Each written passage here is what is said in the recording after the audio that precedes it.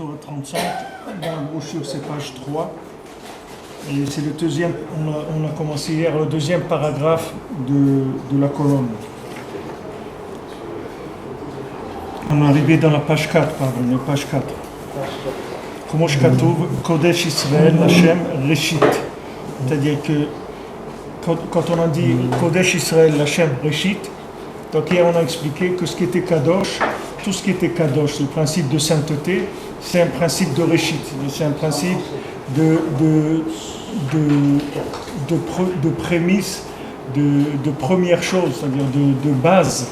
C'est-à-dire il y a toujours, dans toute chose, il y a toujours quelque chose qui est quelque chose d'intouchable. La chose qui est intouchable, c'est elle qui va développer tout le relatif qu'il peut y avoir dans la vie et dans l'individu.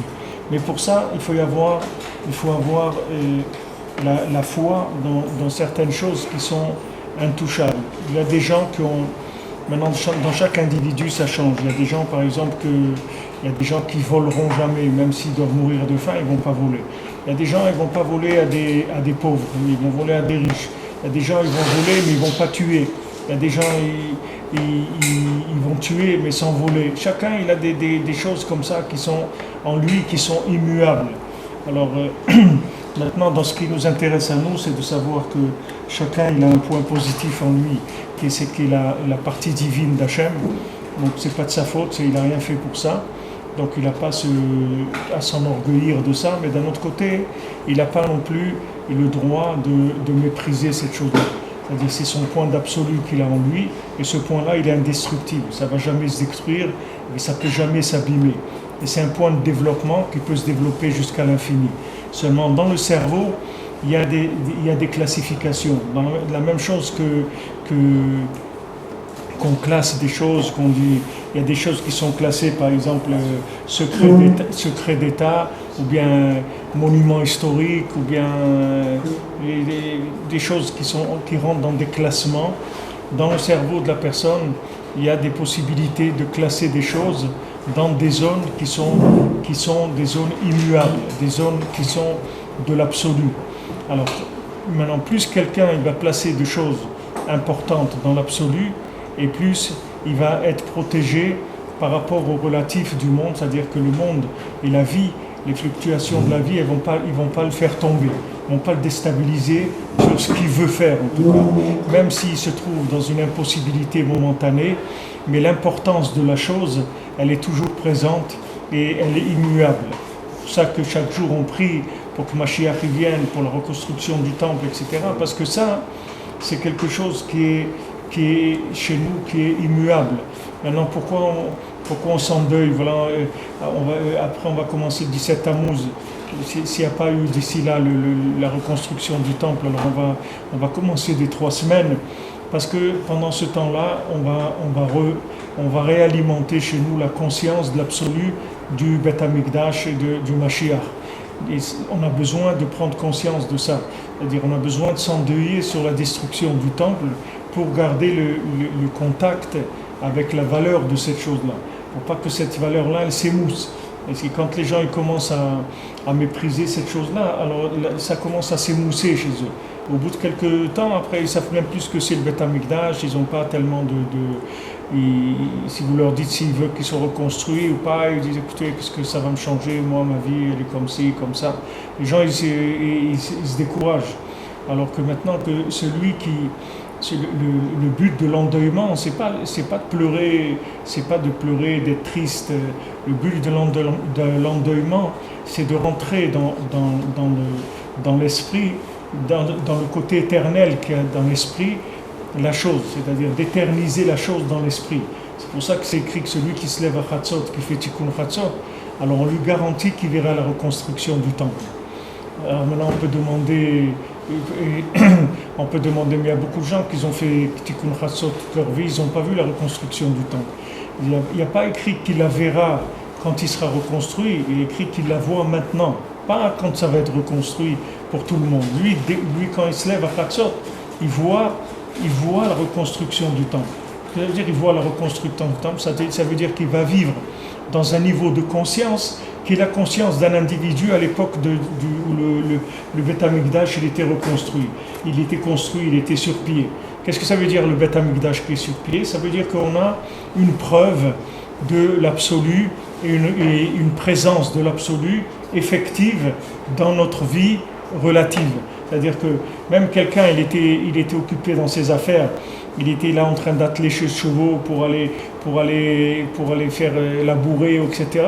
Mais en son esprit, il y avait toujours la présence que le Beth Amikdash, il est là. C'est-à-dire que j'ai un problème, je vais au Beth Amikdash. J'ai un problème, je vais voir les Kohanim. J'ai un problème, le Kohen à Yom Kippour, il va me faire pardonner mes fautes. J'ai fait une avéra, je peux amener un korban. J'ai besoin d'un trizouk, je vais au Beth Amikdash, je prends un peu de trizouk. La chose, elle était là, elle était immuable, cette chose-là. Alors cette chose-là qui est immuable, c'est ça qui donne la vie dans l'Ashgacha Prati, c'est-à-dire quelqu'un qui vit connecté avec Hachem.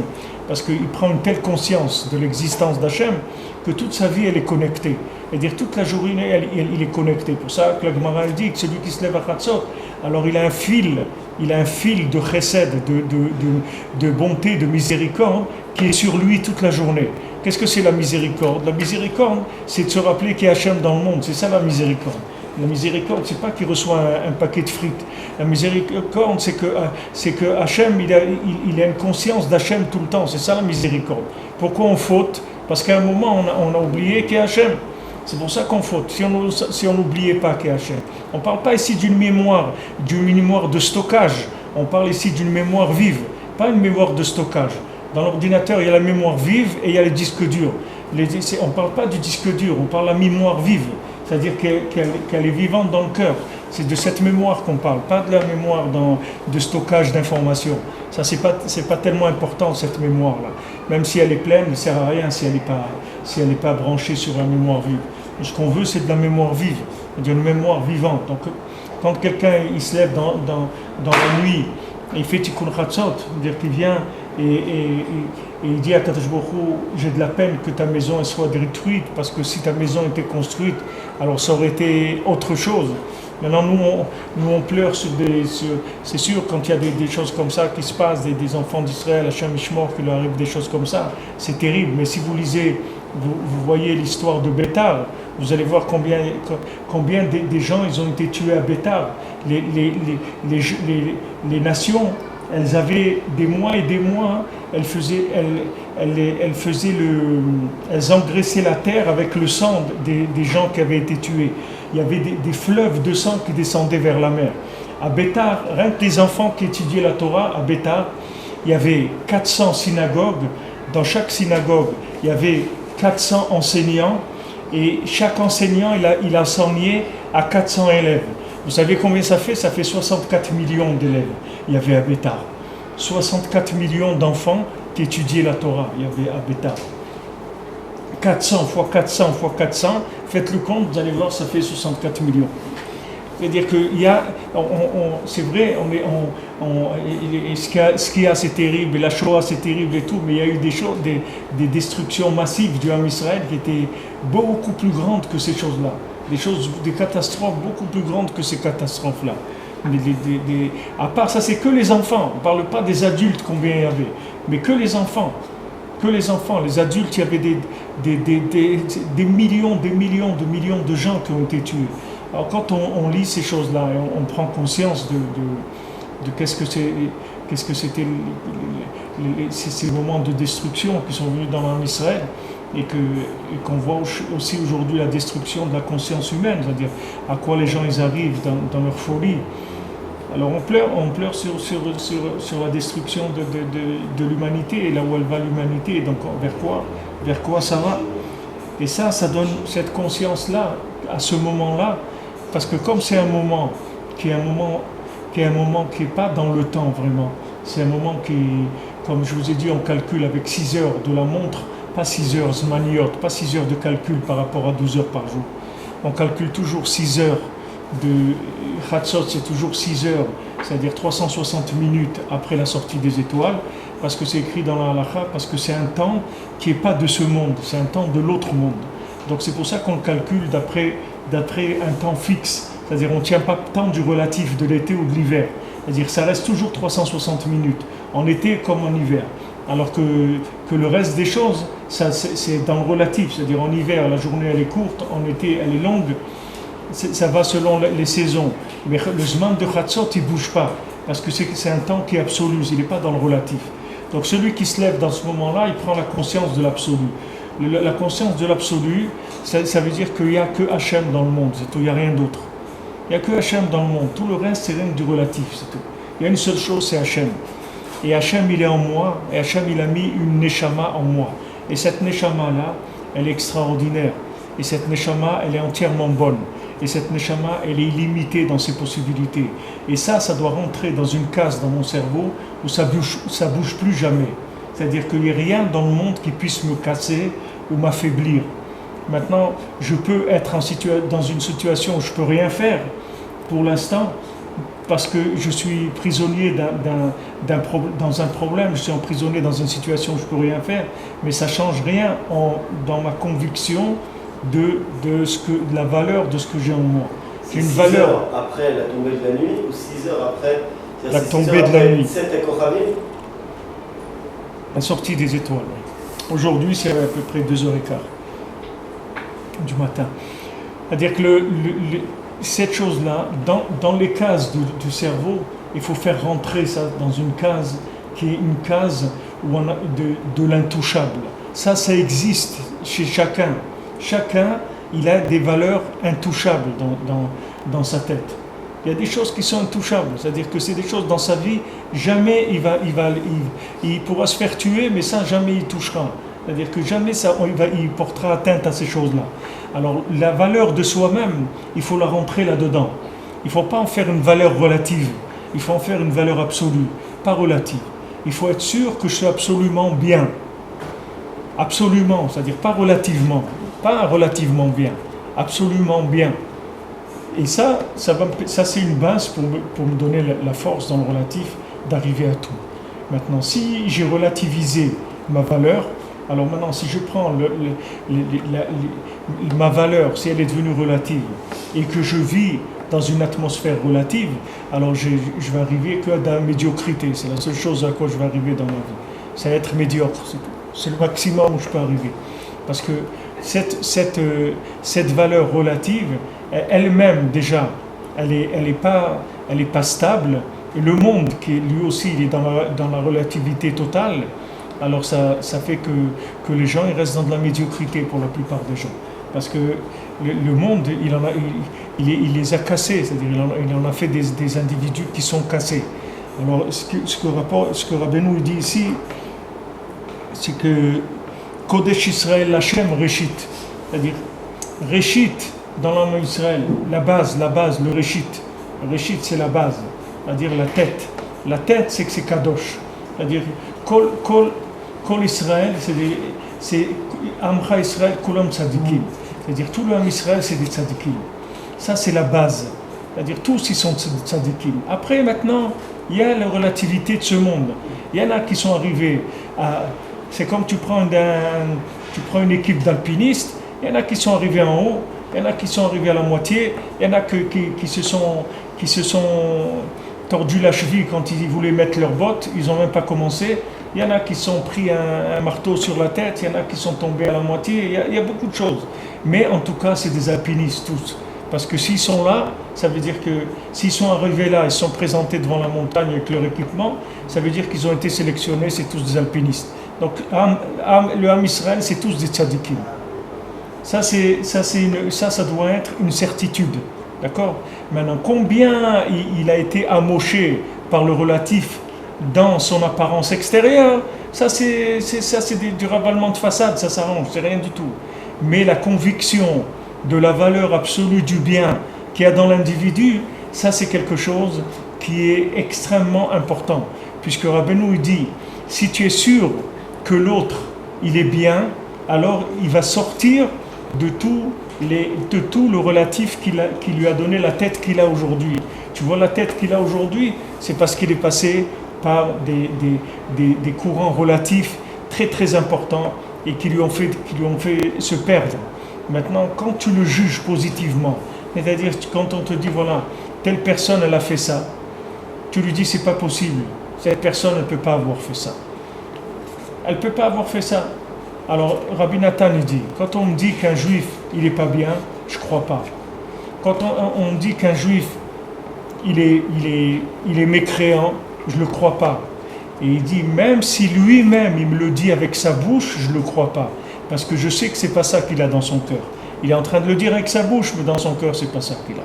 Donc, pourquoi? Parce que Rabbi Nathan, il a appris de Rabbeinu cette chose-là, c'est que d'arriver à regarder l'absolu qu'il y a dans l'individu et pas de regarder le relatif. Il faut regarder l'absolu qu'il y a dans l'individu, pas le relatif. Le relatif, c'est comme quelqu'un, vous allez le voir, il va porter un manteau en hiver, il va porter un tricot en été, parce qu'il fait chaud, en hiver il fait froid, il va porter un manteau. Ok, mais lui, c'est le même, ça n'a rien changé, que ce soit l'été ou l'hiver. C'est pas parce qu'il a mis un manteau qu'il est devenu pire ou moins bien que ce qu'il était, ou c'est pas parce qu'il a mis un t-shirt qu'il est moins bien ou mieux que ce qu'il était. Lui, c'est lui, ça change rien, les fluctuations du temps, elles ne changent pas sur lui. Maintenant, quand on voit quelqu'un, on doit savoir qu'il est bien, et qu'il est absolument bien. Ah, maintenant, il a un niveau d'amochement par les saisonniers, ou par les fluctuations de la vie qui ont donné ce qu'il a donné. Ça, c'est pas grave, c'est pas important. Ça peut s'arranger très facilement, c'est pas un problème du tout. Mais par contre, si on a un jugement qui est sur lui, qui est relativisé, c'est-à-dire qu'on a un jugement par rapport à son comportement, et donc on va relativiser le jugement sur sa valeur, ça on a perdu. C'est comme vous prenez des diamants, vous mettez devant quelqu'un un diamant qui a été trempé dans de la boue, un diamant qui a été trempé dans du ketchup, un diamant qui a été trempé dans je ne sais pas quoi, et vous dites voilà, quelle est la valeur de ces diamants-là? Alors quelqu'un il voit comme ça, il dit je peux pas te dire la valeur de ces diamants, parce que maintenant ils ont une couche dessus de quelque chose qui m'empêche de voir les carats, etc. du diamant. Mais ce que je suis sûr, c'est que c'est un diamant. C'est-à-dire c'est pas. Ce que je suis sûr, c'est un diamant. C'est comme il a. Le comportement du type, ok, il a un potentiel d'être un sadique, gamin. C'est pas un potentiel, c'est qu'il est un sadique, c'est pas un potentiel. Oh, d'accord, il est, mais pas dans les actes. Il n'a pas développé. Pas dans quoi? Si, toi tu parles du gars qui n'est pas dans les actes. Tu parles du gars que dans les actes, il n'est pas un sadique. Dans sa réalité de fondement, il l'est. Dans la vie, Mais toi tu dis que c'est pas le potentiel, ok, c'est vraiment lui. C'est ça la réalité. Présent, réel, actuel. Mais dans les actes, il n'est pas. Ouais, alors. Quelle différence avec celui qui dit j'ai un potentiel d'être un sadique, mais ma réalité c'est que je ne le suis pas. Donc, une fois, tu avais même dit que ça c'était ma marche que bien appris, c'est-à-dire celui qui a un potentiel, mais que sa réalité elle ne suit pas. Il n'a pas de pied. Ok. Alors, non, mais c'est-à-dire en quoi tu peux dire celui-là maintenant? Ça ne change rien à sa valeur, à lui. Non. C'est ce qu'il a dit à Hachem à Bilam. Il a dit ça ne sert à rien que tu les maudisses parce que moi je les aime plus que les avérotes qu'ils font. Donc ça ne sert à rien, ne perds pas ton temps à les maudire. Parce qu'ils sont bénis à la base. Donc ça ne sert à rien de les maudire. Ça c'est spécifique aux juifs alors. Ouais. C'est pas pour tout le monde. Ce principe que même que les actes ils sont pas fidèles au potentiel du gars, on s'en fout, ils sont de toute façon top. Ça c'est un truc spécial. Mais dans tout ce non, c'est quelque chose qu'il y a c'est ce top qu'il faut travailler. Dans le Ham Israël, c'est une neshama que Hachem y donne au Ham Israël, ou quelqu'un qui s'est converti au Ham Israël, qui a cette neshama, cette acquisition à un certain niveau. Mais tout ce qui est dans la création, kulam, Rabbi nous dit kulam bechokhma asita. C'est-à-dire tout ce que Hachem il a créé, il y a du bien dedans, dans tout. C'est-à-dire tout individu dans le monde, il a du bien. Il a une partie en lui qui est un bien qui est aussi absolu et muable. Mais seulement, plus la personne elle est loin du peuple juif et du judaïsme, et plus ce bien-là, il a beaucoup de relatif qui est dessus. Et il est plus faible aussi, dans son intensité. Mais il a un point qui est absolu. Parce que Hachem, il ne peut pas créer dans le monde quelque chose dans lequel il n'est pas présent. Même dans une église, Hachem il est présent. Tu ne peux pas dire qu'il y a quelque chose qui existe et qu'Hachem il n'est pas dedans. Donc même quelqu'un qui est dans une église en train de prier, de là il peut arriver à faire tchouva. De là il peut réveiller le bien qu'il y a en lui et de sortir de tout ça et d'arriver vers une écouda de émettre plus grande. Mais maintenant, là, il y a une dépendance, c'est-à-dire là, c'est une analyse de l'individu. Maintenant, il y a une dépendance par rapport à l'œil de l'autre. C'est-à-dire que c'est-à-dire pourquoi ce qui est important, c'est Aïn Tova, c'est-à-dire d'avoir Aïn Tova, d'avoir un bon œil, parce que quand tu as le bon œil sur la personne, tu le libères de tout le superflu du relatif, tu comprends? Et tu l'amènes directement à sa véritable identité, qui est le bien profond qui est en lui, tu comprends? Et tu le sors, Mamash, Rabbeinu dit tu le sors. Tu n'as pas besoin de parler avec lui, hein? Tu n'as pas besoin de parler avec lui. C'est-à-dire ton jugement sur lui, il le sort de là où il est. C'est-à-dire le fait que tu dis, il a fait ça ou il n'a pas fait ça, ça je ne sais pas, mais lui je sais que c'est quelqu'un de bien, je suis sûr qu'il est bien. Même si je ne vois pas le bien pour l'instant, mais je suis sûr qu'il est bien. Le fait que maintenant tu as cette confiance totale, cette émouna absolue dans le bien, ça fait sortir le bien. Ça fait que le bien, il va sortir de la clipa dans laquelle il est, il va aller vers quelque chose de mieux. C'est le jugement de l'individu. Alors ça, c'est le principe de la Gdusha. C'est-à-dire quand on dit qu'il y a un fil de chesed qui vient sur la personne, c'est-à-dire un fil de miséricorde, c'est-à-dire que toute chose, toute situation dans le monde, elle a une racine qui est absolue et absolument bien. Toute chose dans le monde. Si tu trouves ce point-là, tu as trouvé la sortie. Comme maintenant, on va justement dans le maasé par rapport à ce que tu disais tout à l'heure, le maasé de celui qui n'a pas de jambes. Celui, il est sur une chaise roulante, il peut pas, il est paralysé des jambes. Okay. Maintenant, il va faire du commerce, etc. Il a envie de se lancer, lui aussi, de faire du commerce. Alors, il prend un secrétaire. Hein. L'infirme. Pas celui qui n'a pas de pied. Ses jambes ne marchent pas. Il est paralysé des jambes. L'infirme des jambes. Alors lui, il va faire du commerce, etc. Il prend un secrétaire, il prend un valet, etc. Et il va pour faire du commerce. Maintenant il se fait attaquer. Ok, il leur vole tout. Et les deux compères qu'il avait avec lui, ils se sauvent, il le laisse. Et lui, comme il est paralysé des jambes, il ne peut rien faire. Donc il reste sur place. Alors les bandits lui disent pourquoi tu ne te sauves pas? Il dit je ne peux pas me sauver, je suis paralysé. Donc il lui vole tout son argent, etc. Il part.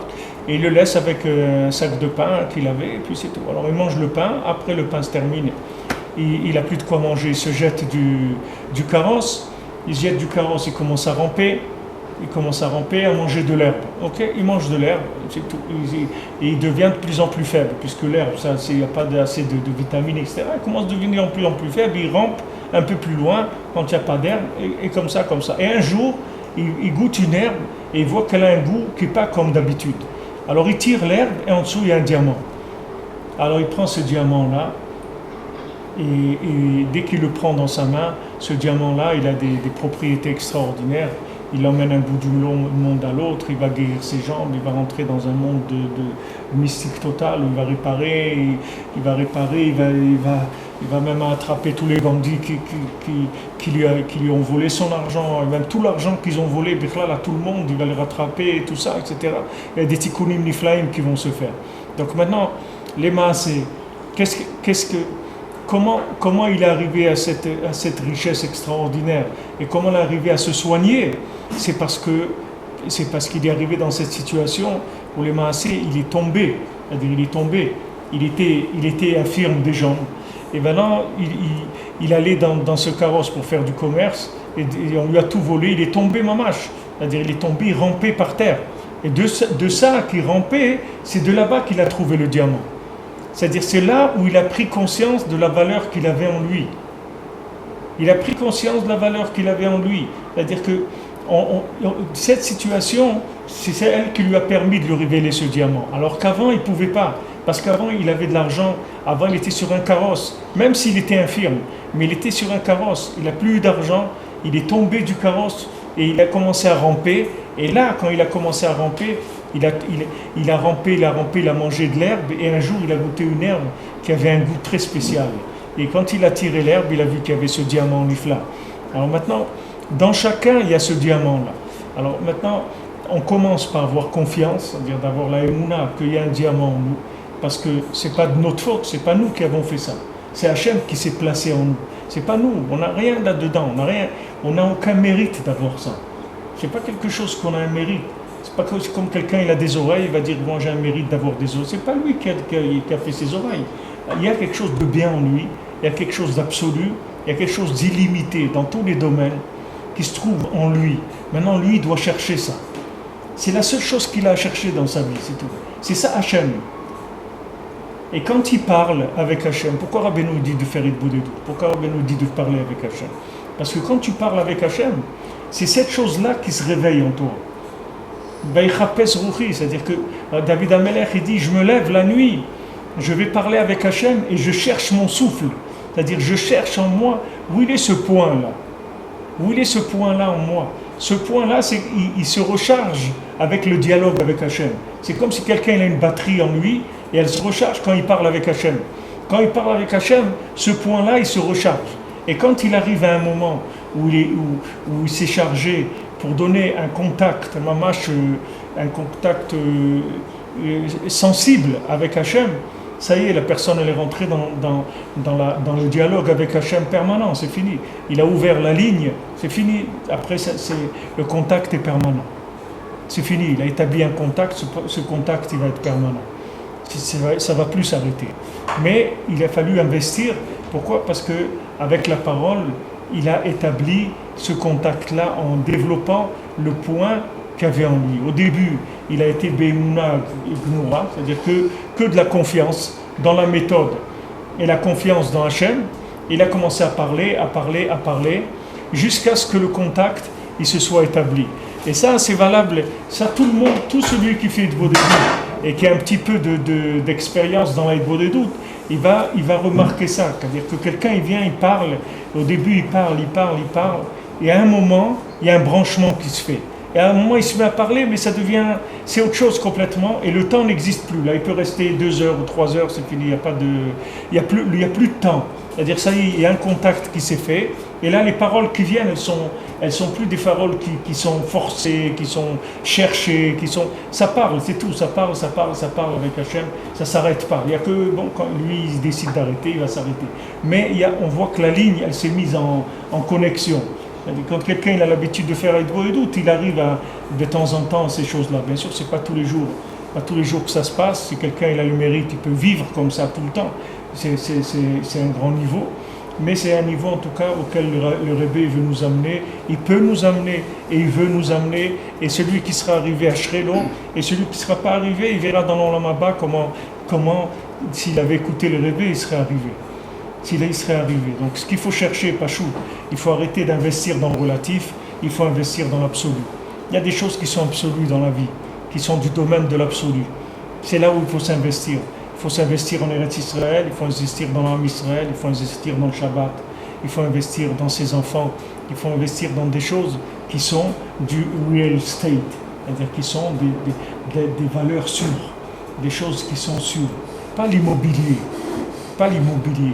L'immobilier, il est immobile tant qu'il n'est pas été descendu. Mais il y a un jour aussi, l'immobilier il va bouger lui aussi. Il faut invertir sur l'absolu. Les enfants de quelqu'un, c'est son absolu. Parce que c'est eux qui vont lui faire continuer dans le monde. Si quelqu'un il a des enfants et il ne les fait pas grandir, il ne s'occupe pas d'eux, ses enfants ne pourront pas continuer son relais. C'est que ses enfants ne pourront pas continuer. Et ça, c'est un investissement au-dessus de tout l'argent et de toute la réussite et toute la chokhma du monde. Même si quelqu'un il a une chokhma extraordinaire, si quelqu'un ne s'occupe pas de ses enfants ils vont pas rentrer, continuer comme on dit, à transmettre comme on dit, il y a l'expression en français pour dire ça, le relais, c'est-à-dire porter il y a une expression, comme on dit, qu'il continue à porter le relais, mais il y a une expression. Oui, mais il y a une expression pour dire. Hein? Porter le flambeau. Porter le flambeau, ouais, je crois que c'est ça, quelque chose. C'est de continuer à porter le flambeau. C'est-à-dire un Ben Adam qui n'a rien laissé dans ce monde, il est malheureux dans l'autre monde. C'est dommage parce qu'il n'a rien laissé qui lui rapporte. Quelqu'un qui n'a pas laissé des usines qui tournent ici, des usines spirituelles, il est là-bas et il est bloqué, c'est-à-dire il est là où il est, c'est tout. Il n'y a plus de possibilité de recevoir des bénéfices. Mais si quelqu'un il a laissé des élèves, quelqu'un il a laissé des enfants que ces enfants-là, ils sont dans la Torah, que ces enfants, c'est des chercheurs d'Hachem aussi, et qui font des mitzvot. Alors il est là-bas, et Béhémet, il a un tanoug nifla meod, parce qu'il montre chaque fois qu'un de ses enfants, il dit un mot de Torah, ici, alors ça y est, il monte, un mot de Torah, un mot, une lettre. Comme Rabbi Akiva qui avait été prendre ce petit-là, il lui a appris l'Aleph Bet. Dès qu'il a commencé à dire l'Aleph Bet, son père il a commencé déjà à sortir de la souffrance dans laquelle il était dans l'Olam Haemet. Et dès qu'il a su lire, déjà le père il était déjà dans le Gan Eden, quand son enfant il a su lire. Combien quelqu'un doit remercier son père s'il lui apprend à lire? Rien que ça, déjà, il peut lui dire merci toute la journée. Si son père il a mis à l'école juive qu'il a appris à lire l'hébreu, c'est déjà quelque chose d'extraordinaire. On ne sait pas ce que c'est, ces valeurs-là, parce que on est tellement fouillé dans le relatif, c'est-à-dire qu'on brasse tellement du relatif que l'absolu, il s'est recroquevillé, il est devenu tout petit. Mais si on commence à développer l'absolu, vous allez voir comment le relatif il tombe. Et le relatif il tombe. C'est-à-dire qu'au lieu qu'une personne elle va aller perdre son temps là-dedans, elle va s'occuper de ses enfants, leur enseigner la Torah, leur apprendre à aimer la Torah, à aimer Hachem, à aimer Israël, aimer le Ham Israël, à aimer la vie. Il va les connecter. Le plus il les aura connectés, c'est lui le plus grand bénéficiaire de ça. Et tout ça, ça demande que dans la tête, ça soit quelque chose d'absolu. Que ce soit quelque chose d'absolu. Une fois, on avait parlé avec Rabbi Yitzhak, et Rabbi Yitzhak nous a dit de faire des élèves, ça s'appelle Echal HaKodesh, c'est-à-dire d'avoir des élèves, c'est Kadosh, mais les enfants c'est Kodesh Kodashim. Les enfants c'est Kodesh Kodashim. Les élèves c'est Kadosh, mais les enfants c'est Kodesh Kodashim. Ça veut dire que c'est la prunelle de l'intérieur de la Kedusha. C'est là où il y a les chérubins, c'est l'intérieur de l'intérieur. Combien il faut les protéger et combien il faut faire attention à eux pour que cet absolu qui est en eux, il ne soit pas abîmé par le relatif. Pour que le relatif ne les embrouille pas. Il faut faire attention parce qu'ils sont fragiles. Et c'est ce que Rabbeinu va dire ici. Au moment où un enfant est né, on est dans la 4e ligne de la page 4. Aval bishat haolada asechel metzumtzam etzel kol echad ve'echad. Au moment où quelqu'un est né, son sechel, il est metzumtzam, c'est-à-dire son cerveau, il est metzumtzam, il est contracté. Parce que si quelqu'un il avait un cerveau développé à la naissance, c'est fini, tu ne pourrais plus jamais l'embrouiller dans sa vie. Parce que comme il naît, il vient de naître avec la neshama, sa neshama elle est aussi grande le jour où il naît qu'après, elle ne change pas.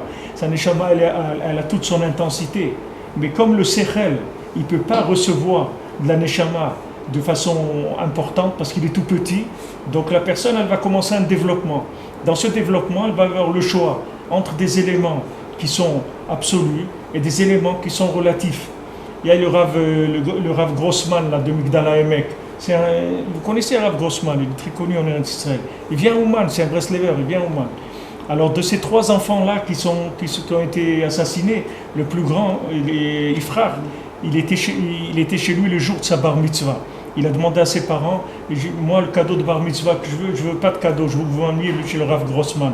Je veux qu'il me donne une bracha, je veux parler avec lui. Alors les parents ils l'ont emmené, il a été voir Rav Grossman, il a passé 1h30 avec lui. Et le Rav Grossman, tout ça il a raconté maintenant dans le Shiva, parce qu'il ne savait pas. C'est quand il est rentré chez eux, il a vu sa photo avec le petit, quand les parents lui avaient amené pour la bar mitzvah, ils lui ont fait une photo, alors elle était accrochée au mur. Alors il a dit aux parents, vous savez qu'est-ce qu'il m'a demandé, votre fils, la première chose, il m'a demandé comment on meurt al Kiddush Hashem. Comment on fait pour mourir al Kiddush Hashem? Voilà ce qu'il m'a demandé. Un gosse de 13 ans. Vous voyez que c'est pas des questions d'un enfant de 13 ans. Mais quand les gens ils sont protégés, la neshama elle fleurit, elle donne des choses extraordinaires. Moins tu pourris le cerveau avec du relatif, et encore quand je dis du relatif c'est gentil parce que je ne veux pas dire des choses qui sont pas sympathiques, mais quand tu pourris le cerveau avec le relatif, la neshama elle n'arrive plus à communiquer avec le cerveau de la personne. Tu comprends? Tu as occupé tout l'écran. Tu as un écran. Un écran, c'est ton cerveau. Ton cerveau, c'est l'écran de ta neshama. Tu le laisses propre, ta neshama, elle va commencer à émettre dessus et tu vas voir des choses extraordinaires. Maintenant, tu le salis avec du relatif, tu le remplis avec des choses qui sont de la relativité de ce monde. La neshama n'arrive pas à communiquer avec ça. Donc, dans toute l'éducation, il y a un lien de protection. Parce que l'enfant, il est fragile. L'enfant, il est fragile. C'est pas que l'enfant, il lui manque quelque chose. Il lui manque rien du tout. L'enfant, il a une neshama nifla. Il vient avec une âme extraordinaire. Il n'y a pas de problème. Mais seulement l'écran, il est faible. C'est-à-dire qu'il va se développer. Et quand il est en développement, c'est là où il a le besoin que tu fasses plus attention à lui. Parce que plus tu vas lui pourrir l'écran dans son enfance, et plus il va avoir des difficultés à recevoir des informations de sa neshama.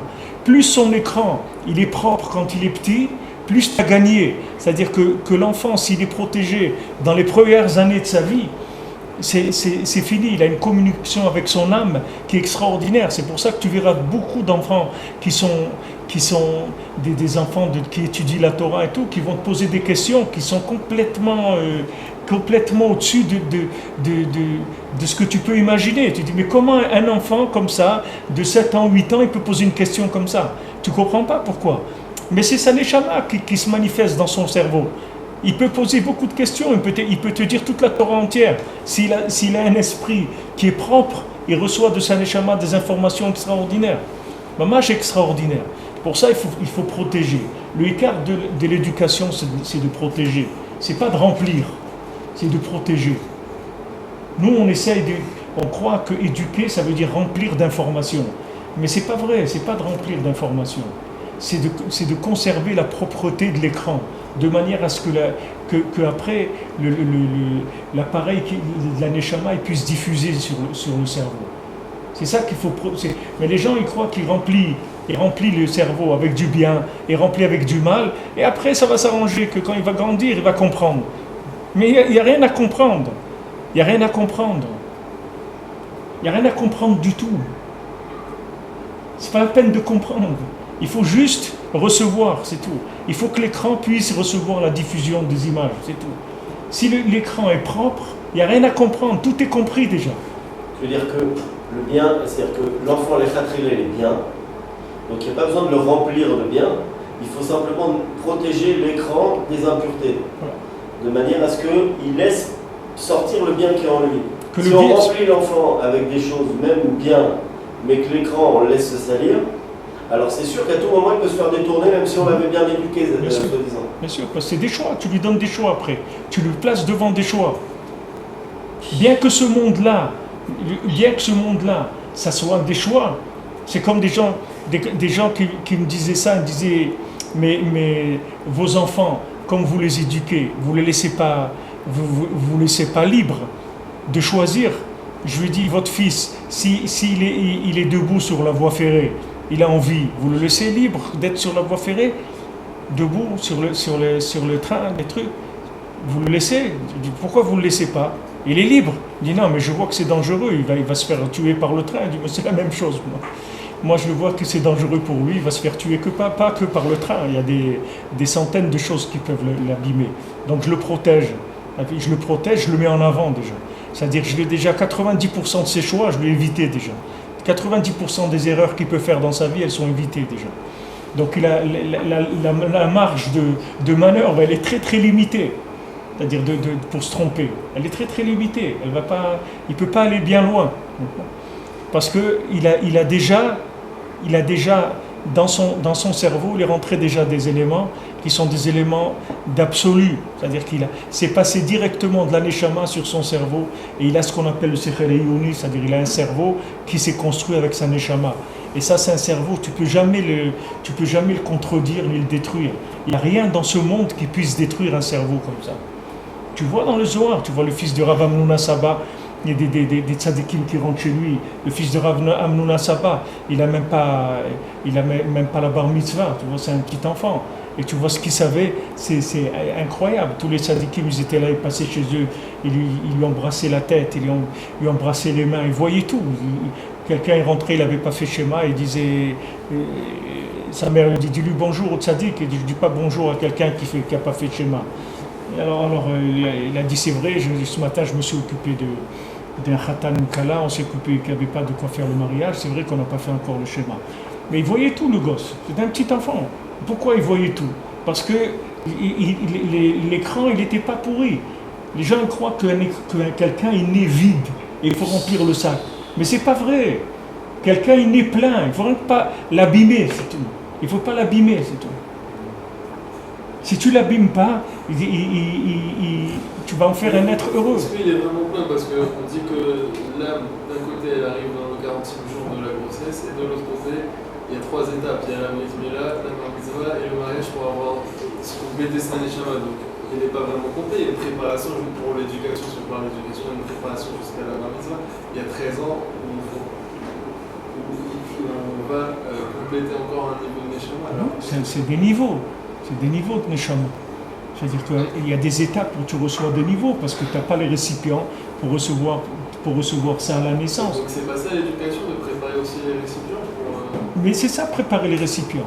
Tu n'as pas besoin, parce que le jour de la bar mitzvah, on ne te demande pas de faire quelque chose. C'est quelque chose qui vient par la progression logique des événements. Le jour où tu es bar mitzvah, que tu as appris, que tu n'es pas appris, que tu fais ci ou pas là, tu es un bar mitzvah, tu es un homme, c'est tout. On ne te demande pas ton avis, tu comprends? C'est pas ton degré d'intelligence que tu as appris ce que tu as appris. C'est une maturité normale du monde. C'est-à-dire la spiritualité, elle a aussi des grades qui se font automatiquement. C'est-à-dire on ne te demande pas ce que tu as fait ou pas.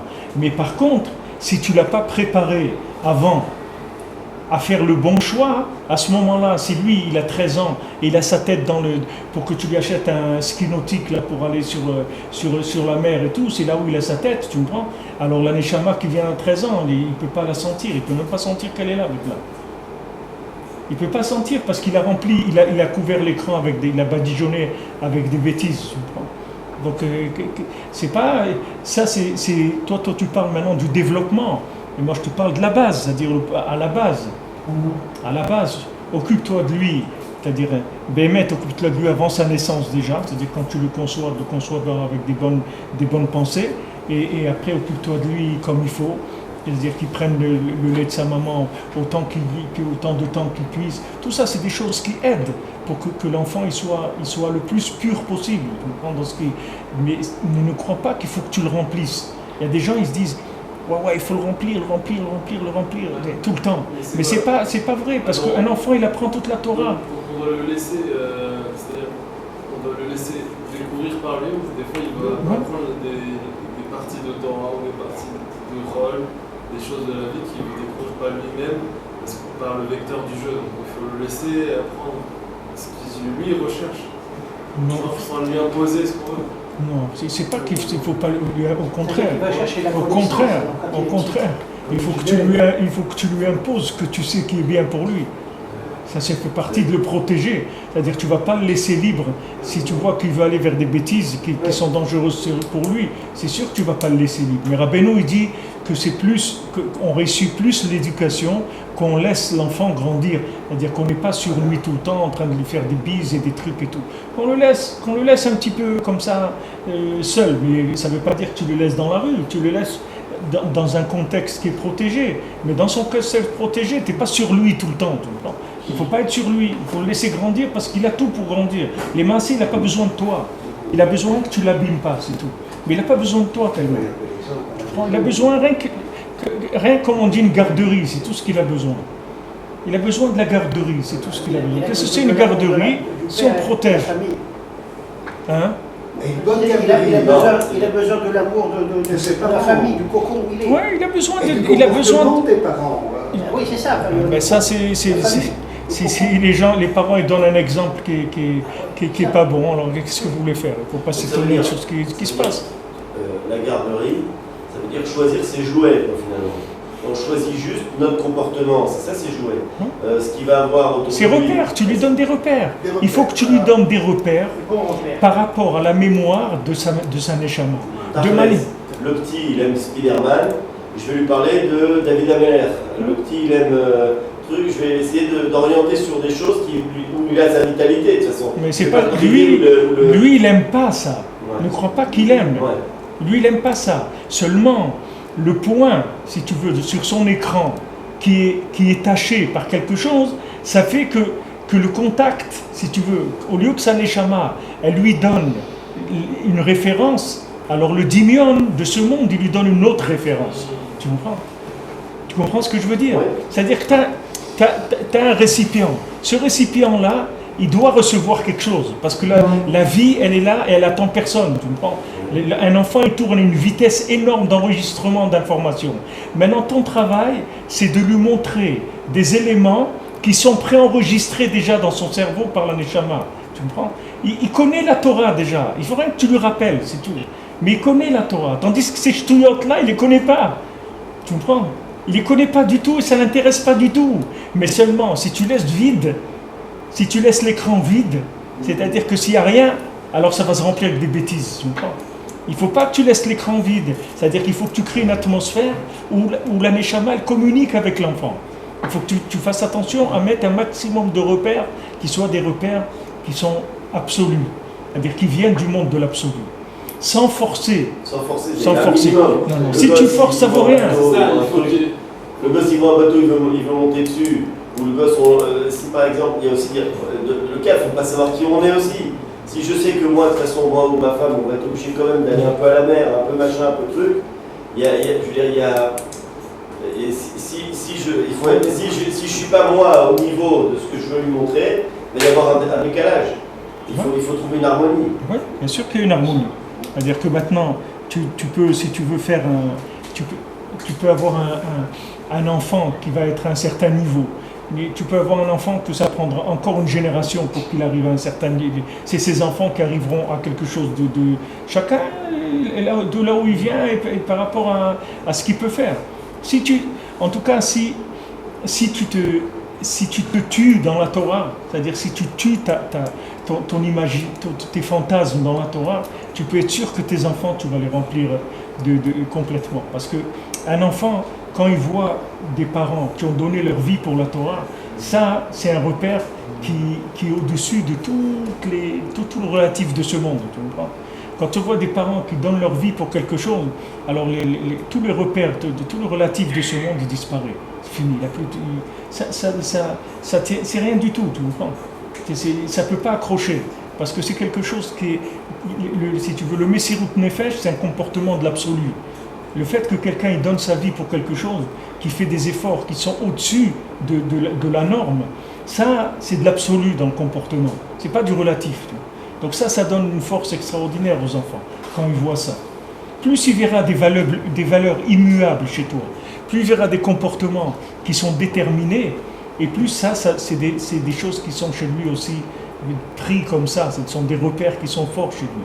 Et il va creuser dans ces repères, jusqu'après il va se rendre compte qu'est-ce que ça veut dire ce repère-là. Qu'est-ce que ça veut dire ce repère-là? Comme Rabbeinu avec Rabbi Nathan. Rabbeinu, il arrive au moment où il doit être mistalek, il doit mourir et il veut dire des choses à Rabbi Nathan, il ne peut pas lui dire parce que Rabbi Nathan, c'est un enfant par rapport à Rabbeinu. Ne crois pas que Rabbeinu peut mourir. C'est un enfant, Rabbi Nathan. Il dit non, Hachem, il ne peut pas nous faire ça. Et Rabbi dit je vais mourir. Il ne peut pas le croire.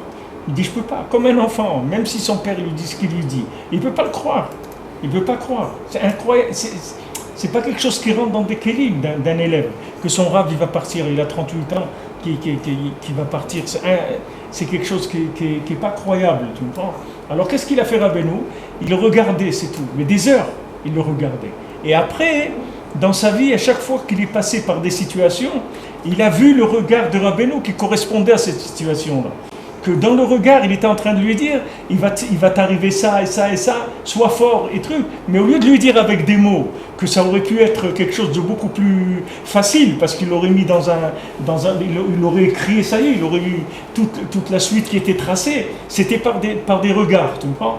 Mais ces regards, ils étaient clairs, c'est des regards, ils s'exprimaient, mais il le découvrait au fur et à mesure, tu vois? Il retrouvait les regards dans la réalité.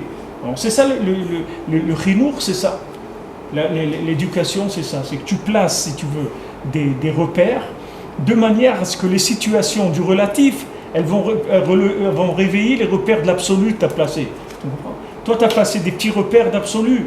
Ces petits repères-là, quand il va venir une situation relative à cette chose-là, c'est l'absolu qui va gagner dans la situation. C'est lui qui va dominer. Alors ce qu'il dit ici, que l'enfant, il a l'esprit qui est petit. C'est-à-dire qu'on on peut pas faire de développement. Mais si tu pouvais faire du développement, mais il n'y a personne qui aurait libre arbitre dans le monde. Ça y est, le libre arbitre, il n'existe plus. Si quelqu'un est né avec un sechel, shalem, tu lui donnes un esprit qui peut comprendre les informations de la neshama à la naissance, dès qu'il sort du ventre de sa maman, il peut comprendre. Ça y est, tu lui donnes tout de suite les clés et ça y est, la personne elle est sortie d'affaire. Mais le fait que maintenant, il va commencer un développement, alors ce développement, c'est que chaque seconde, il enregistre quelque chose. Chaque seconde, il enregistre. Chaque seconde, il enregistre. Alors il faut que tu t'arranges que sur les 12 heures ou 14 heures de sa journée, que la majeure partie des enregistrements, ils soient des enregistrements qui soient positifs, c'est tout. Qu'il enregistre des choses positives, au maximum. Au maximum, et après tu es tranquille, après tu le laisses faire ce que tu veux. C'est fini. Il n'y a plus de problème, tu comprends. Quelqu'un, tu lui as pas appris des choses quand il était petit, c'est fini. Quand il va avoir 14, 15 ans, 16 ans, il ne peut plus. Il y a des choses, il ne pourra pas jamais les apprendre. Même s'il les apprend, ça sera très très loin. C'est pas comme quelqu'un qui vit les choses. Les gens qui ont appris la littérature quand ils étaient jeunes et tout, ils vivent avec ça. Chez eux, c'est très très fort maintenant. Plus tu as placé des valeurs, si tu veux, absolues, plus tu as éloigné les chances du relatif de pénétrer, si tu veux, en profondeur dans l'individu. Même s'il les connaît, etc., mais ça va rester tout à fait extérieur. C'est ce qui est écrit dans le Chacham et le Tam. Une fois que le Tam il est rentré pas dans la maison du roi, une fois qu'il allait rencontrer le roi et qu'il est arrivé au maximum, qu'il est devenu ministre sur tous les ministres, etc., à ce moment-là, son conseiller il lui a dit, tu sais, ce serait bien que tu apprennes des langues et des trucs. Il lui dit, il n'y a pas de problème. Il n'y a pas de problème, moi je prends ce que tu veux. Et il dit, pourquoi? Parce qu'au niveau où je suis maintenant, de conscience du roi, il n'y a plus rien qui va me faire de mal. Tu comprends? Il dit, qu'est-ce que ça me dérange d'apprendre l'anglais, les trucs et tout, je vais rentrer chez le roi. Au contraire, si ça fait plaisir, parce qu'il lui a dit, c'est bien que tu connaisses un peu des choses. Le roi, il peut te poser des questions sur la géographie, ou l'histoire, ou les animaux, je ne sais pas, il peut te demander des choses. Un roi, il a beaucoup de chachamim chez lui, il peut dans la discussion, ça peut venir, il ne faut pas que tu te trouves... Alors, il a dit, ce serait bien que tu apprennes des choses, il n'y a pas de problème, tu vas prendre ce que tu veux. Pourquoi? Parce que ça y est, mon truc, il est plein déjà. C'est-à-dire tout ce que tu vas rajouter, ça va se perdre à l'intérieur de ce que j'ai. Plus le gosse est petit, plus il faut lui donner que les choses béikar. Bien ce sûr. dont nous on lui parle, c'est que du ikar. C'est des choses superflues, faut pas du tout en parler au départ. Faut pas en parler du tout. Ça vient, mais nous on évite. Et si tu dois aller dans des endroits, parce que toi, tu es encore dans l'état où tu es, tu comprends, alors tu dois aller. Il ne faut pas emmener tes enfants avec toi. Tu les fais garder, tu les fais trucs, tu ne les emmènes pas. Parce que si ton fils, il te voit kiffer des choses, il n'y a pas des repères plus grands que ça dans le monde. Tu ne peux pas donner un repère plus grand à un enfant que le père qui est joyeux. Tu comprends? Tu ne peux pas le rouler à ton fils. Si le type il fait une tête d'enterrement quand il va à la synagogue, et qu'il est en train de se bidonner, qu'il est joyeux quand il est sur la plage, tu n'as pas besoin de lui parler. Hein. C'est réglé déjà. Il n'y a pas besoin de dire plus que sur ça. Donc ça, si tu veux, c'est le principe de base d'éducation. C'est BMT très simple. Tout le monde sait ça. À l'envers, s'il voit que tu kiffes pas des trucs, même que lui, il y a accès, oui. et qu'il voit que toi, tu le kiffes pas, bien sûr. Tu lui as mis un truc tu lui as mis de la crainte. Ils sont pas trop les mettre non plus. Non, mais il a vu de la crainte. Il a vu que c'est pas clair, ça c'est sûr. S'il voit que le père, il est pas content, il comprend que c'est pas clair. Ça c'est bataille. Donc ici Menachamaim, que Rabbeinu, il parle de ce Nyana dans la Torah, que Bishat Olada, Sechel Metzumtzam, Etzel Kol Echad. Alors quand on va commencer, il dit Matrilim nishtamesh bo beitbonenut avodat Hashem itbarach. Alors quand la personne elle commence à utiliser son cerveau dans la réflexion, dans comment servir Hashem, c'est-à-dire il essaye de chercher. Il me dit comme ce petit Alav Shalom, il demande au Rav à l'âge de 13 ans comment on fait pour mourir al Kiddush Hashem. Un enfant de 13 ans, normalement il a envie de jouer au football, au truc, ou je sais pas quoi. Un enfant il demande comment on meurt pour sanctifier le nom d'Hachem à l'âge de 13 ans. Vous voyez qu'il est porteur de quelque chose qui n'est pas courant. Mais ça vient de l'éducation des parents.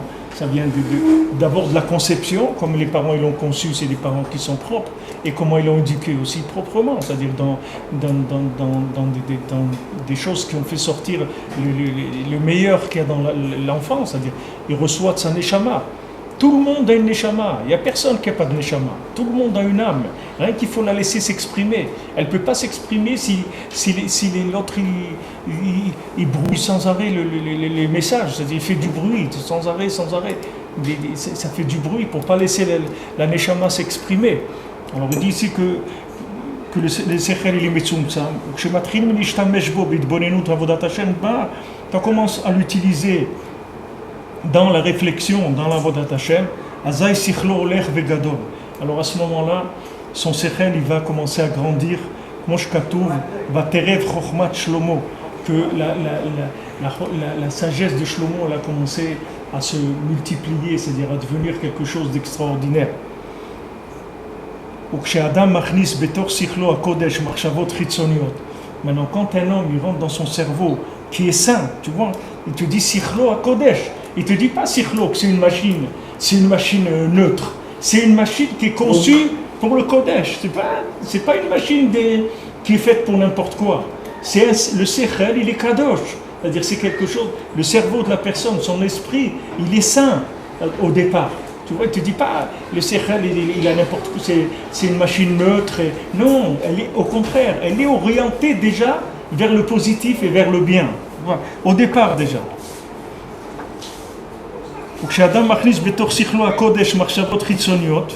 Et quand il rentre dans son cerveau des pensées extérieures, que ce soit des concepts qui soient étrangers,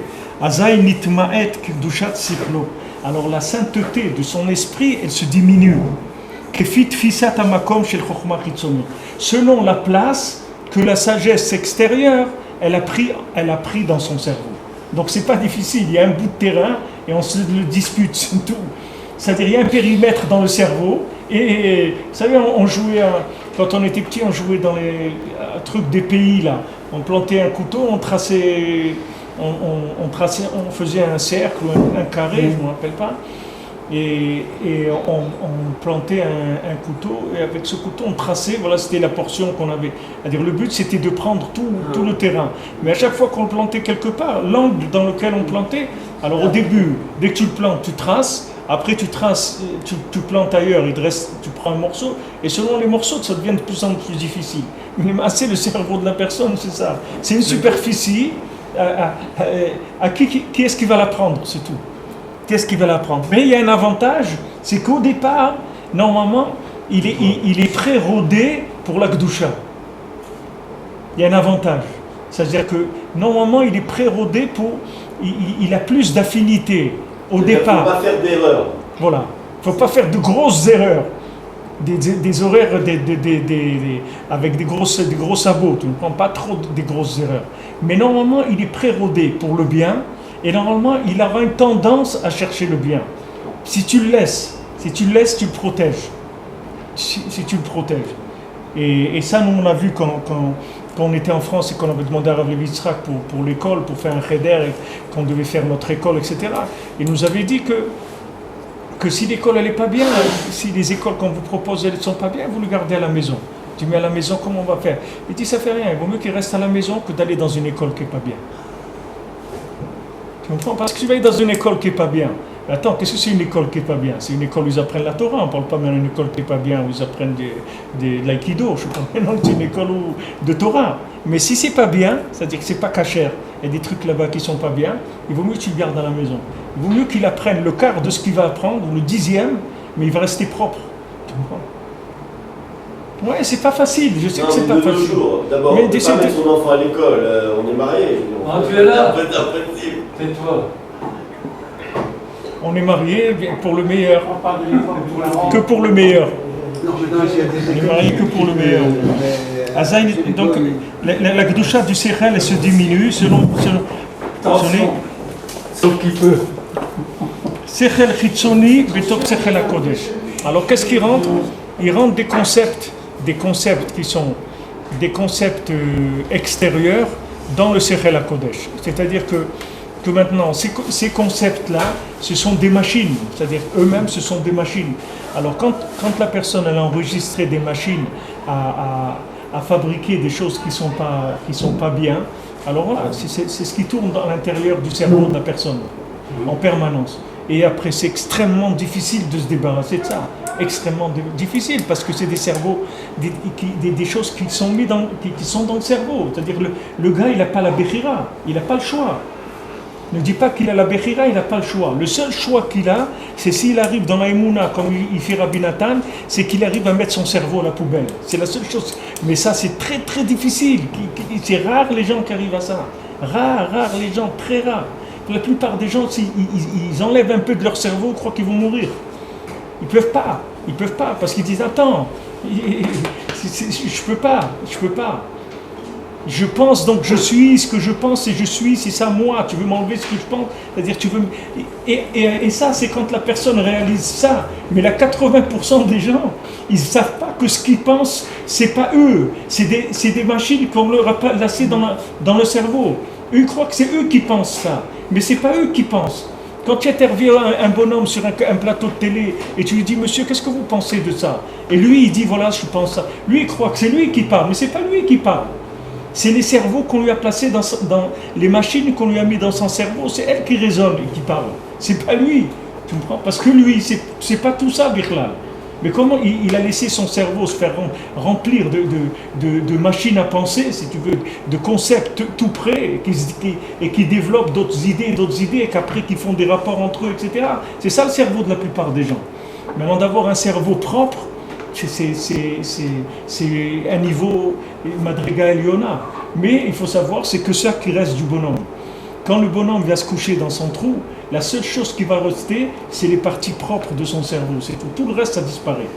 Tout le reste, quand la personne rentre dans sa tombe, toutes les machines qui l'ont placé dans le cerveau, elles meurent toutes à ce moment-là. Elles disparaissent toutes. Il va rester que ce qui s'appelle le Sechel Anikne, c'est-à-dire qu'est-ce qu'il a acquis dans son rapport avec Hachem, dans sa conscience d'Hachem. C'est la seule chose qui reste de l'individu. C'est pour ça que le quart de l'homme, c'est son moi. Le quart de l'homme, c'est son cerveau, c'est tout. Et chaque chose que quelqu'un il apprend, chaque chose qu'il entend, ça lui remplit le cerveau avec des choses. C'est pas rien du tout. Après, ça tourne à l'intérieur. Ça fait des petits, ça fait des raisonnements, etc. Shem Yazo. Zakoubarou.